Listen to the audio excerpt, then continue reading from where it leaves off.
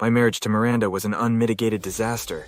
Of course she was still beautiful, but she had definitely let herself go somewhat in the last year or two.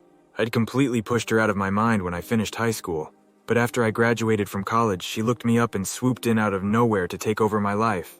And who was I to complain? She was the goddamn homecoming queen after all. However, after the initial bliss of the relationship wore off, it became clear that she had never considered me her equal. I was just her little puppy dog to be brought to heel at her slightest whim. She would constantly invite her girlfriends over, then bring me out for them to deride and ridicule.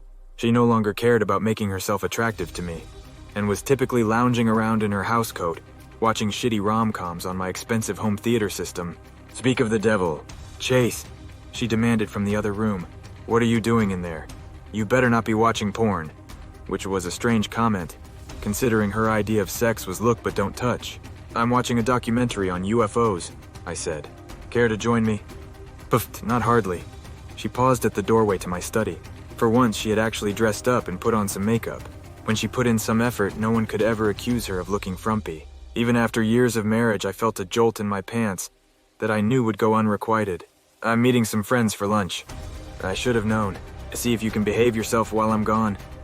As she turned to go, I couldn't help but admire her still killer hips and thighs that were accentuated by her tight skirt.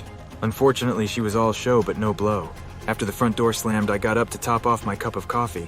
Through the kitchen window, I could see it was a rainy, dreary Saturday outside, but I still felt an imperative to get out of the house. Maybe a workout at the gym would be in order. I finished up both my coffee and the UFO video before taking my gym bag out to my Chevy Bolt. After Miranda forced me to sell my beloved Camaro, I had wanted a Tesla, but Miranda put the kibosh on that notion. At least my Bolt had not burst into flames, so far. My workout was strenuous but relaxing, and I took a long shower at the gym to cool down afterwards. As I was getting dressed, I noticed a text message from Miranda. "Darcy's friend is having a baby shower and I'm going. Don't wait up." "Huh, a baby." When we first got married, I was all gung-ho to have kids, but Miranda wasn't interested in going through any birth trauma. I probably dodged a bullet on that score. Since I was going to be on my own, I checked my phone to see if any decent movies were showing. Nothing caught my fancy until I saw a retro movie house was doing a midnight showing of Close Encounters of the Third Kind. My biggest takeaway from that movie was that it made me hungry for mashed potatoes, but I decided to give it a shot. There was still a lot of time to kill, so I returned home to my study and checked my email. There was one from work informing me of a mandatory department head meeting on Monday morning. They probably wanted to discuss a new policy on who gets to use the executive washroom. After that, I loaded up an old Dungeons & Dragons module called Age of Chivalry that I had been grinding away at.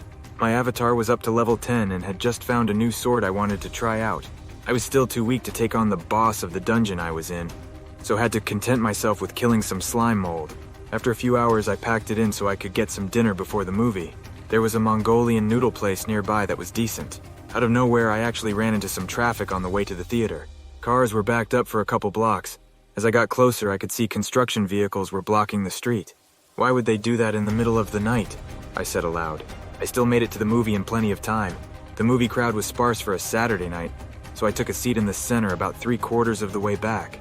Those noodles were making me drowsy, but I hung in there for my favorite mountain of potatoes scene. After that, I passed out for the remainder of the movie.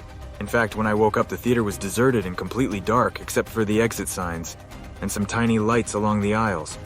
My phone indicated it was after 2 a.m. I stumbled toward the lobby in the near dark, but was shocked to discover the door was locked. What the fuck? I pounded on the door. "Hey, let me out of here." Dead silence. The idiots must have shut down for the night and locked me in here. Those bastards were going to get an earful from me. I stomped my way down to the emergency exit, only to find it was fucking locked too. The crash bar moved but didn't do anything.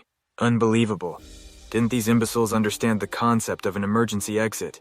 The one on the other side was also locked. Motherfucker. I was getting desperate as I pulled out my phone. Who was I going to call anyway? Miranda. 911. My jaw literally dropped when I saw there was no signal. What, do they have fucking lead-lined walls? I held my phone up at arm's length to no avail. Now I was starting to panic. I walked to the back wall to check the projection booth.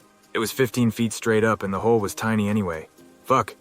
Was I going to have to spend the night in this hellhole?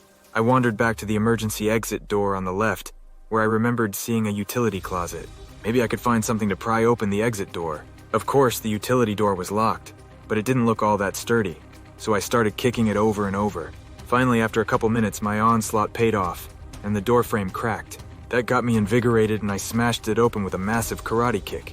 But instead of a closet, it revealed some rickety wooden stairs leading down into a basement. Who the fuck builds a basement in a movie theater? A probing reach into the darkness yielded a light switch. Thank God for small favors. It was still murky, but at least I was unlikely to trip on the steps. There was a handrail to assist me as I made my way to the bottom. I searched around but couldn't find anything resembling a crowbar. Just some brooms, mops, buckets, and a few cleaning supplies. But in the back corner was something unexpected. There was a gate made of vertical metal bars, and I could just make out a dim glow of light coming from the other side. What the double fuck? What could possibly be down here worth keeping behind bars? It was seriously giving me the creeps, but my curiosity got the better of me, and I went over to check it out. There was a keyhole in a metal plate that covered a latch, extending into the metal frame. I rattled the bars, but the door was definitely locked. Oh well, so much for that, I thought. I turned to leave when something shocked me as much as finding a barred door. In the distance, I heard a faint voice imploring me.